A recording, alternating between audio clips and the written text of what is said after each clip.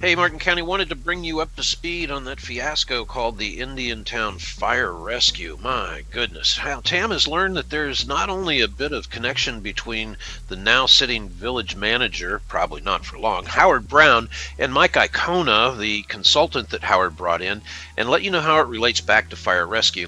We've also learned some interesting past history about the person, Mike Icona, telling Indiantown how they should be running their fire rescue operations. It seems a lot of the people, though, that travel in Howard Brown's show these days seem to be fleeing from controversy and then they land at their next location. Unfortunately, Indiantown, it's here.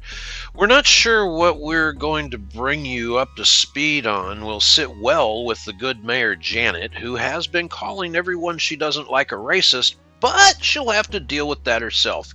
It's important to know those people, we have always said, that you're standing alongside in your life.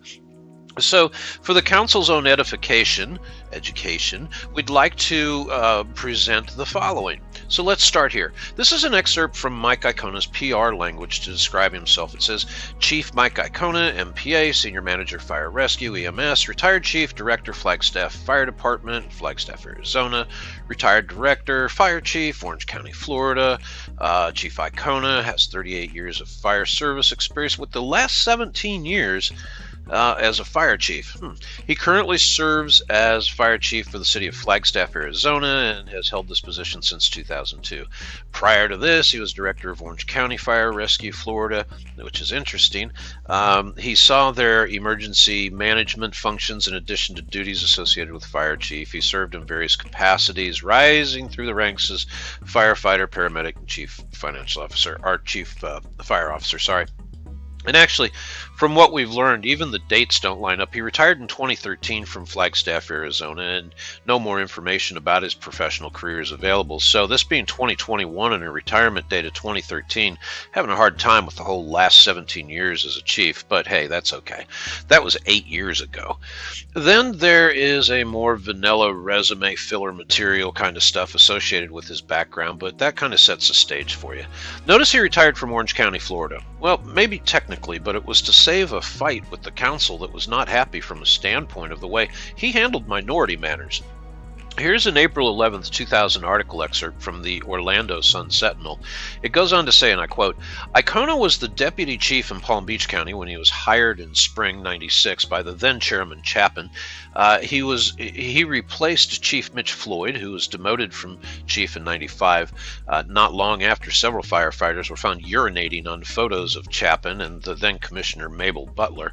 That incident also was related to frustrations over the department's hirings, though officials said Floyd's demotion had nothing to do with that. Now, Icona, in the same story, who back at the story time made $105,123 a year, has presided over a fiery 4 years at the department. Now, this being in Orlando, years that saw diversity issues flare up and consume not just the department, but also public attention.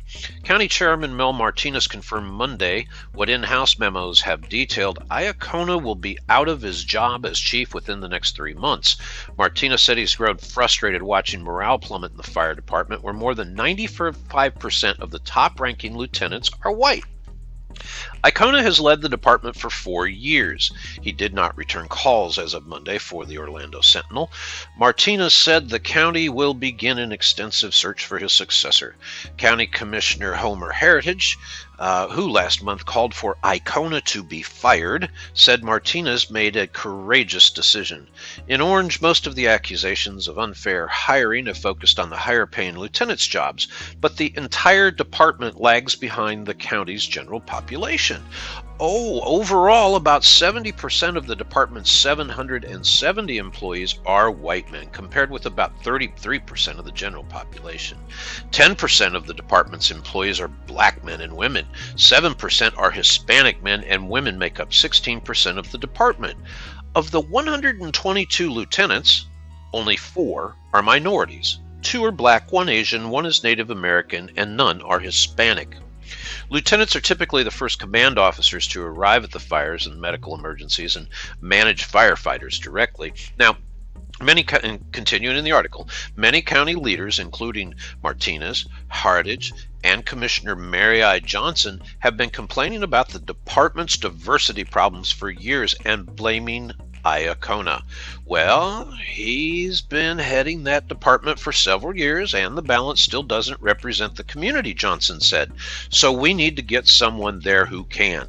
Last year, 6 minority firefighters filed a grievance alleging that lieutenant promotion tests were rigged, making advancement for minority firefighters nearly impossible.